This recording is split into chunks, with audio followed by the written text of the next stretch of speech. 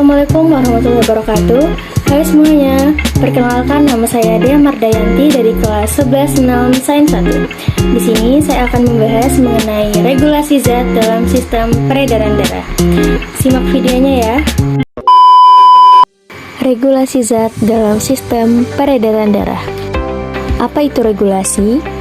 Regulasi adalah kemampuan suatu organisme untuk mengatur dan mengoordinasikan fungsi-fungsi tubuhnya agar tetap seimbang sebagai respon terhadap perubahan di lingkungan internal dan eksternal. Sistem peredaran darah manusia memiliki 3 bagian utama, yaitu jantung, pembuluh darah, dan darah. Fungsinya untuk mengedarkan darah, oksigen, dan nutrisi ke seluruh tubuh. Yang pertama, jantung. Jantung adalah organ vital berukuran kepalan tangan di dalam tubuh yang berfungsi sebagai pompa untuk mengalirkan darah ke seluruh tubuh. Struktur jantung. Yang pertama, ruang jantung. Jantung memiliki 4 ruang. Yang pertama, atrium kanan, untuk menerima darah miskin oksigen dari seluruh tubuh melalui pembuluh darah besar bernama vena cava superior dan inferior. Yang kedua, ventrikel kanan, menerima darah dari atrium kanan dan memompanya ke paru-paru melalui arteri pulmonalis untuk mengambil oksigen.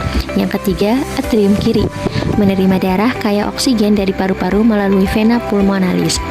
Yang keempat, ventrikel kiri, menerima darah dari atrium kiri dan memompanya ke seluruh tubuh melalui aorta. Ini adalah ruang jantung yang paling kuat karena harus mendorong darah ke seluruh bagian tubuh. Yang kedua, katup jantung. 4 katup jantung berfungsi untuk memastikan darah mengalir ke satu arah yang benar. Katup pertama yaitu katup trikuspid, terletak di antara atrium kanan dan ventrikel kanan. Yang kedua, katup pulmonalis, terletak di antara ventrikel kanan dan arteri pulmonalis. Yang ketiga, katup mitral, terletak di antara atrium kiri dan ventrikel kiri. Yang terakhir, katup aorta, terletak di antara ventrikel kiri dan aorta. Struktur yang ketiga adalah pembuluh darah. Yang pertama, vena cava superior dan inferior, untuk membawa darah miskin oksigen dari tubuh ke atrium kanan. Yang kedua, arteri pulmonalis, untuk membawa darah miskin oksigen dari ventrikel kanan ke paru-paru. Yang ketiga, vena pulmonalis, untuk membawa darah kaya oksigen dari paru-paru ke atrium kiri. Yang terakhir, aorta, membawa darah kaya oksigen dari ventrikel kiri ke seluruh tubuh. Struktur yang terakhir adalah lapisan dinding jantung. Yang pertama, epikardium, lapisan terluar yang melindungi jantung. Yang kedua, miokardium, lapisan otot di tengah yang bertanggung jawab atas kontraksi jantung. Yang terakhir, endokardium, lapisan terdalam yang melapisi ruang jantung. Bagian kedua, darah. Darah adalah cairan dalam tubuh yang mengalir melalui pembuluh darah yang berfungsi untuk membawa oksigen, nutrisi, hormon, dan antibodi ke seluruh tubuh, serta mengangkut limbah dan zat beracun. Darah memiliki 4 komponen utama. Yang pertama, sel darah putih, untuk melawan penyakit dan melindungi tubuh dari infeksi. Yang kedua, sel darah merah, membawa oksigen, nutrisi, dan partikel sisa. Yang ketiga, plasma, cairan berwarna kuning pucat tempat komponen lain mengapung di dalamnya. Yang keempat, trombosit, berkumpul di lokasi cedera dan membantu proses pembekuan. Nah, apa aja sih fungsi darah? Fungsi darah adalah mengangkut oksigen dan nutrisi ke seluruh sel tubuh, membuang zat sisa metabolisme seperti karbon dioksida, melindungi tubuh dari infeksi melalui sel darah putih, serta menghentikan pendarahan melalui trombosit. Selain itu, darah juga membantu mengatur suhu tubuh dan menjaga keseimbangan cairan serta pH tubuh. Pembuluh darah. Pembuluh darah adalah saluran tempat di mana darah mengalir ke seluruh tubuh. Fungsinya untuk mengedarkan oksigen, zat makanan, dan membuang sisa metabolisme. Ada 3 jenis pembuluh darah utama, yaitu vena, arteri, dan kapiler. Mari kita amati 3 jenis pembuluh darah berikut. Yang pertama, arteri, memiliki dinding paling tebal di antara ketiganya, memungkinkannya menahan tekanan tinggi yang dihasilkan oleh jantung. Yang kedua, kapiler. Memiliki dinding paling tipis sehingga seperti oksigen dan gula dapat melewati dindingnya. Yang ketiga, vena. Tidak terlalu berotot dan elastis dibandingkan dengan arteri, sehingga darah dapat mengalir melaluinya dengan tekanan rendah. Memiliki katup khusus yang membantu darah mengalir satu arah. Masing-masing jenis pembuluh darah memiliki peran unik dalam sistem peredaran darah. Arteri untuk membawa darah keluar dari jantung, kapiler membantu pertukaran zat di antara darah dan jaringan, lalu vena membawa darah kembali ke jantung.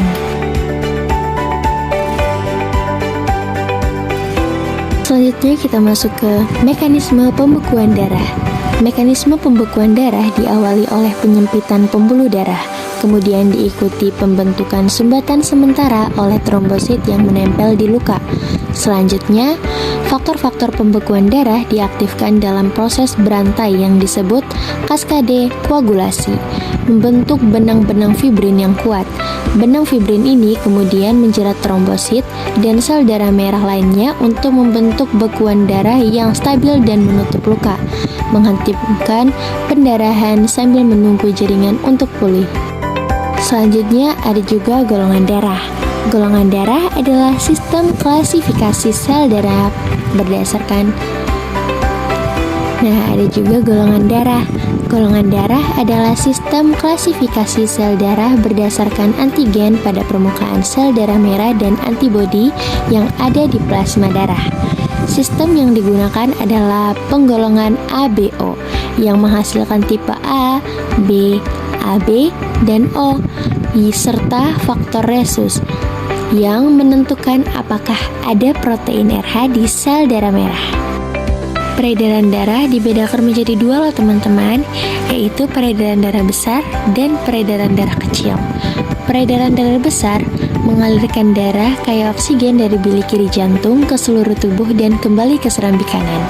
Sedangkan peredaran darah kecil mengalirkan darah rendah oksigen dari bilik kanan jantung ke paru-paru dan kembali ke serambi kiri untuk mengambil oksigen. Tahapan peredaran darah.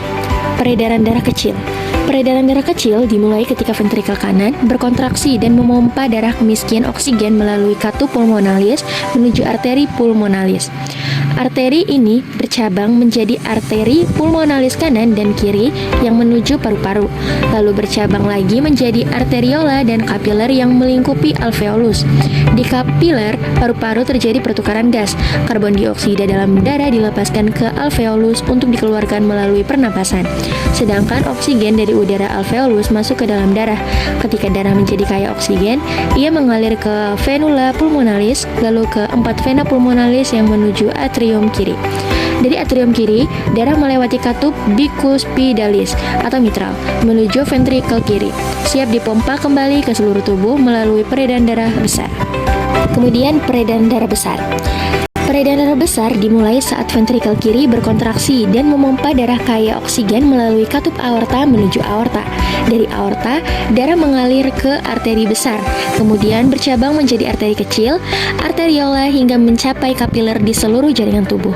Di kapiler, jaringan terjadi pertukaran gas dan zat oksigen serta nutrisi berpindah ke sel-sel tubuh. Sedangkan karbon dioksida serta sisa metabolisme masuk ke darah. Setelah itu, darah yang kini miskin oksigen mengalir ke venula, vena kecil, vena besar, dan akhirnya berkumpul di vena cava superior dan inferior yang membawa darah kembali ke atrium kanan. Dari atrium kanan, darah mengalir melalui katup trikuspid menuju ventrikel kanan untuk melanjutkan ke peredaran darah kecil.